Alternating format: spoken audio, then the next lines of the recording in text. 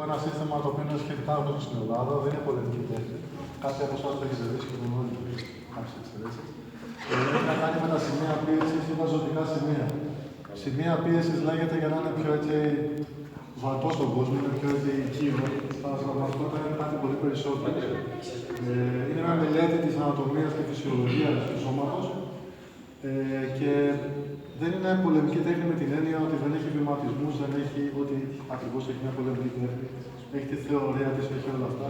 Έχει κάποιες ιδέες, αν θέλετε, που μπορεί ο καθένας να προσαρμόσει και να εφαρμόσει στη δική του τέχνη.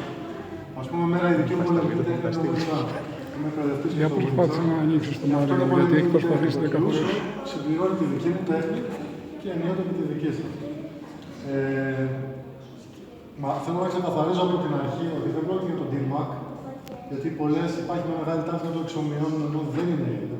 Το DMAC επιτίθεται στο αίμα, κατ' επέκταση στα όργανα και με διάφορες συνέπειες οι οποίες μπορούν να οδηγήσουν και στο θάνατο. Το Kyuso έχει μια μελέτη όσον αφορά το DMAC, αλλά όχι σε τόσο ακραία φάση όπως είναι αυτό καθ' αυτό το DMAC.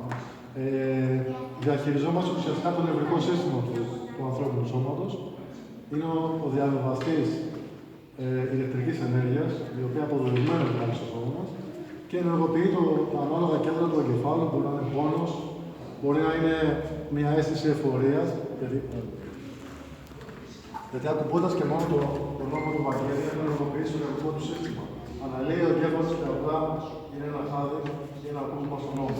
Αν το χτυπήσω πάλι η ίδια λειτουργία θα γίνει στον εγκέφαλο, απλά το συμπέρασμα με ενδιαφέρει. Εντάξει, όλα αυτά βέβαια γίνονται γρήγορα, μέσα στον εγκέφαλο και ουσιαστικά παίζουμε ένα παιχνίδι με τον εγκέφαλο για να μην βλέπουμε μόνο το νοκάουτ, το οποίο εντάξει είναι επιθυμητό για να φύγει από μια δύσκολη περίπτωση, αλλά αυτό που προσπαθεί να κάνει στο Kyuso είναι να βγάλει από την ισορροπία του σώμα του αντιπάλου, χωρίς να του κάνει όμως και κακό. Γιατί η ηλεκτρική ενέργεια που του διοχετεύει φεύγει μέσα από το έδαφος χωρίς να επηρεάζει τα όργανα. Okay. Τώρα, επειδή με είχαν ρωτήσει άμα αυτό κλιμακωθεί και κινδυνεύει η ζωή σου, σαφώς είναι διαφορετική αντίδρασή σου. Δεν συζητάμε κάτι τέτοιο. Και καλό είναι η αντίδραση σε κάτι που θα σου τύχει να είναι ανάλογη για να αποφύγεις κάποια μήνυση που μπορεί επειδή του έχεις δίκιο, ξαφνικά να βρεθείς και να έχεις πρόβλημα. Γιατί άμα έχει το φίλο μου και με σπρώξει το σώμα μια δουλειά, μπορεί να το κάνει. Έτσι και με σπρώξει είναι έτσι που θα κάνει όσο με τα δόντια και μου κάνει μήνυση το δεις εσύ και μου κάνει μήνυση. Υπάρχει και μάτια, εγώ θα παίξω. Εντάξει, οπότε πρέπει δυστυχώς η άμυνα να είναι ανάλογη της επίθεσης. Εντάξει. Λοιπόν, επειδή και ο χρόνος είναι λίγος, θα δείξω πράγματα τα οποία συνήθως δείχνονται στην παρουσίαση και δεν τα έχετε δει, νομίζω ότι τα είχαμε πει και την άλλη φορά. Αλλά είναι κάποια σημεία που είναι κάπως σχετικά εύκολα να τα δείτε. Θα δείξω και λίγα πράγματα παραπάνω. Εντάξει, μπορείτε. Μια διευθύνση, επειδή είναι τραυματίας ή τραυματιστή, μπορεί να έχει κάποιος άλλος. Πού είναι το πόδι, είναι κεφάλι. Λοιπόν,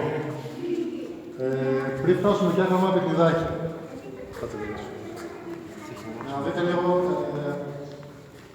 τι θα μας δώσουν ο χρόνος του σώματος, εντάξει. Λοιπόν, έχετε δει όλοι φαντάζομαι το πιάσουμε το δαχτύλο. Το έχετε δει.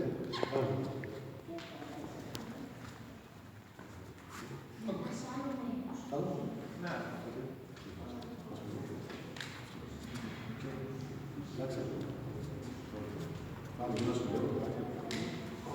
Εντάξει, αυτό.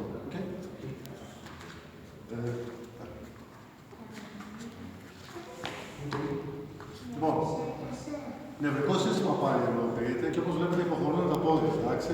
Λοιπόν, αυτό που θα σας ζητήσω να κάνετε, θα το κάνω εγώ πολύ, θα το κάνω και εσείς. Είναι πολύ ευχάριστο νομίζω, εντάξει.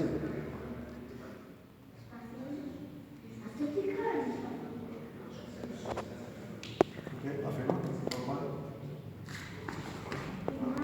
Αναπνοή. Τι έγινε τώρα. Θα κάνετε αυτό. Θα κρατήσετε την αναπνοή σας και θα κολλήσετε τη γλώσσα σας στον ουρανίσο. Εντάξει. Ας το πρώτο ελεύθερο για να το ξαναδώσεις. Εντάξει. Κράτα. Καθόλου. Δοκιμάστε. Προσέχετε μόνο τα δάχτυλα, έτσι. Προσέχετε τα δάχτυλα. Τυχαίνει και ίσως έχουμε άλλη τέντηση ή άλλη λόγω της στη μεταφορά. Εντάξει. Παίρνω δηλαδή από αυτό για να πετύχω κάτι που αλλιώς δεν θα μπορούσα ή θα μπορούσα. Κάτι άλλο που έχει σχέση με αυτό. Λοιπόν, εάν με κρατήσω τον Παναγιώτη από εδώ, και θέλω εγώ να κάνω το χέρι μου εδώ. Okay. Εάν είμαι αρκετά δυνατός, εάν είμαι αρκετά δυνατός, μπορεί και να το σηκώσω, αλλά και πάλι δυσκολεύομαι και έχω μια διάρκεια, έτσι. Με την ίδια λογική.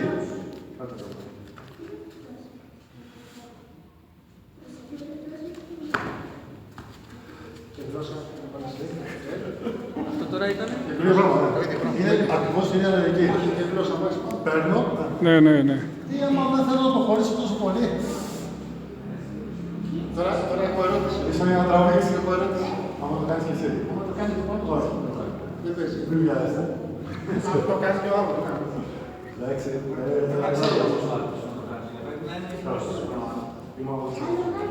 Είναι υγείος. Να προσπάθεις να το πάρεις. Είναι κάποιες τεχνικές που είναι αυτό εδώ και κάνουμε αυτό εδώ. Άμα είναι αρκετά δυνατός ο άλλος, θα μου πεις, άμα δεν αφήνει, έχω ένα μπουνιά, οκ. Δεν θα το πιάσω.